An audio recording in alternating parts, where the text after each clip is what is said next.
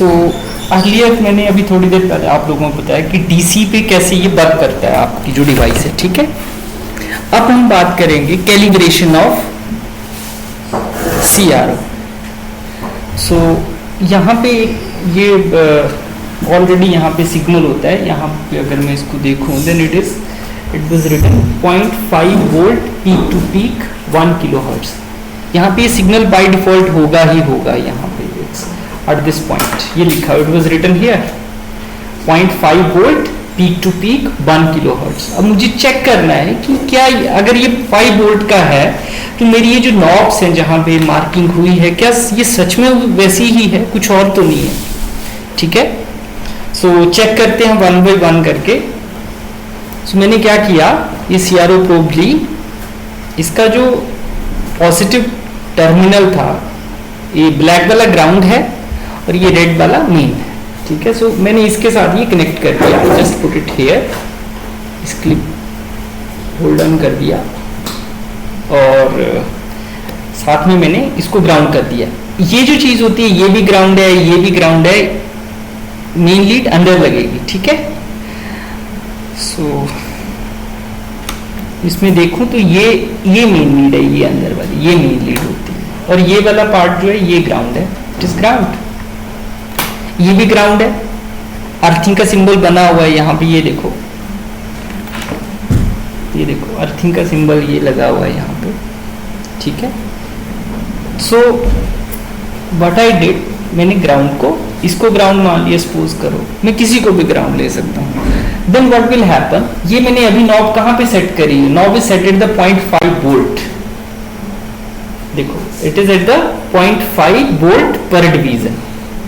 तो ये स्पॉट कहाँ मूव कर गया, अगर मैं इसको थोड़ा सा इसकी प्रॉपरली अलाइनमेंट करूं तो ये देखो पूरा के पूरा यहाँ पे ये 0.5 वोल्ट तक ये मूव कर रहा है, क्लियर। सो ये था, बट इसकी फ्रीक्वेंसी मुझे पता नहीं चल रही। इट मींस जो सिग्नल था वो 0.5 वोल्ट था पीक टू पीक पे भी मैं अभी आऊंगा थोड़ी देर में। देन XY मोड से मुझे इसको सिंपल मोड में लेके आना है, जैसे सपोज करो 0.2 सेकेंड पर डिवीजन, 0.1 है यहाँ पे लिखा हुआ एंड देन इट इज, ये देखो it starts moving, just see how it is moving, then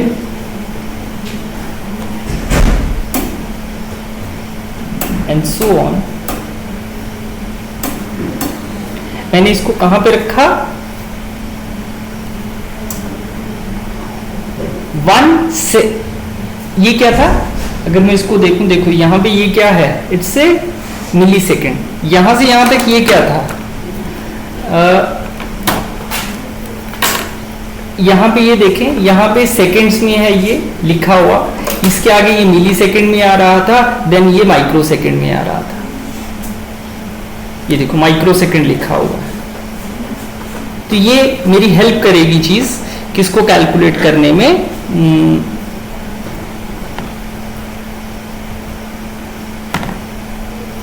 late me take it screenshot.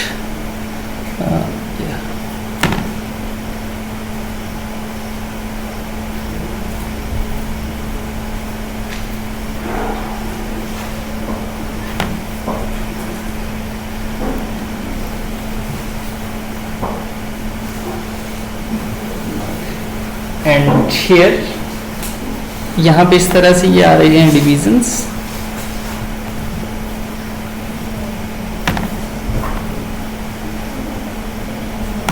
मैं इसको थोड़ा सा यहाँ से जैसी पोजीशन थी इसको यहाँ पे लेके आता हूँ, इस तरह से हो जाती है फ्रॉम हियर। ये पोजीशन थी, ये हॉरिजॉन्टल एक वर्टिकल, ये पोजीशन अपवर्ड लेके जा रहा है और ये यहाँ से इसको, तो ये पोजीशंस थी वर्टिकल पोजीशंस यहाँ से, और ये हॉरिजॉन्टली मैं इसको इस तरह से सिग्नल को मूव कर सकता हूँ, राइट। इसको मुझे केयरफुली थोड़ा सा देखना पड़ेगा, इसको मूव नहीं करना है, जस्ट स्टिल या ये मेरे पास यहाँ पे situation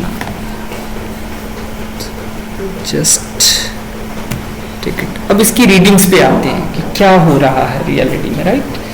so let us understand it by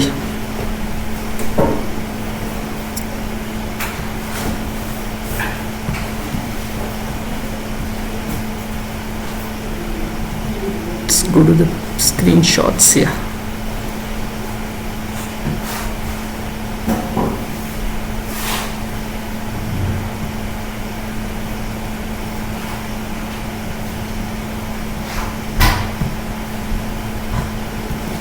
We copy it from here and paste it here. The one diagram and it is another diagram. Let me take this one, it's better.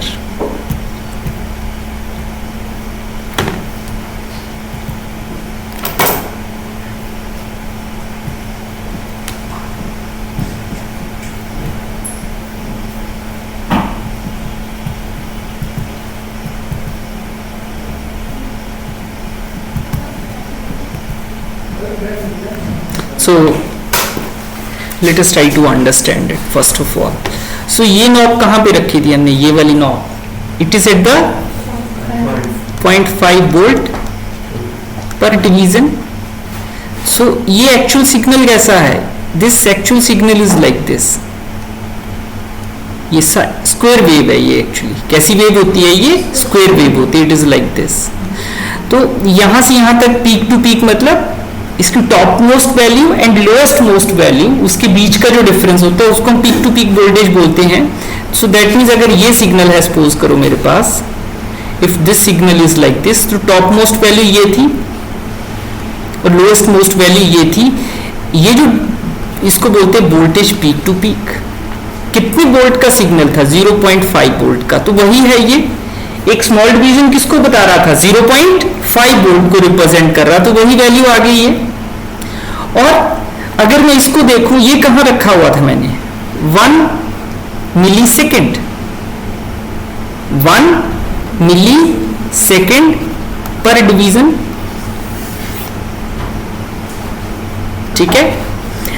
अब अगर मेरे पास sinusoidal wave है, अगर suppose करो, तो एक lambda क्या आता है, वेवलेंथ किसको बोलते हैं हम, ये है अगर, तो वेवलेंथ इज दिस वन, इसको हम वेवलेंथ बोलते हैं।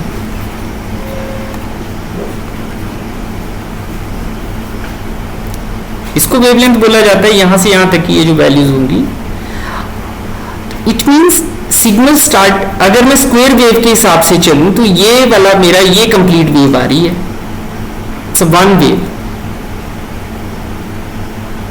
ठीक है, वन वेव। फ्रीक्वेंसी क्या होती है,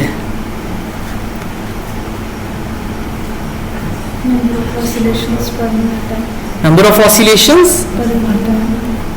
पर यूनिट टाइम। तो यहां पे टाइम कितना आ रहा है हमारे पास, 1 मिली सेकेंड, 1 मिली सेकेंड आ रहा था। इसको मुझे फ्रीक्वेंसी के साथ रिलेट करना था, तो मिली सेकेंड, इसका मतलब एक डिवीजन जो था वो एक वेवलेंथ के इक्विवेलेंट आ रहा है। 1 division is equivalent to 1 lambda, 1 wavelength के इक्विवेलेंट, ठीक है। तो 1 डिवीजन, तो और फ्रीक्वेंसी क्या आती है, इसका मतलब टाइम पीरियड क्या हुआ मेरे पास, एक डिवीजन हुआ। अगर लैम्डा उसके इक्विवेलेंट आ रहा है, अगर 2 आते तो उसके अकॉर्डिंगली चेंज कर जाना था, ठीक है। तो इसका मतलब एक डिवीजन, अगर सपोज करो ये इसकी बजाय ऐसे होता,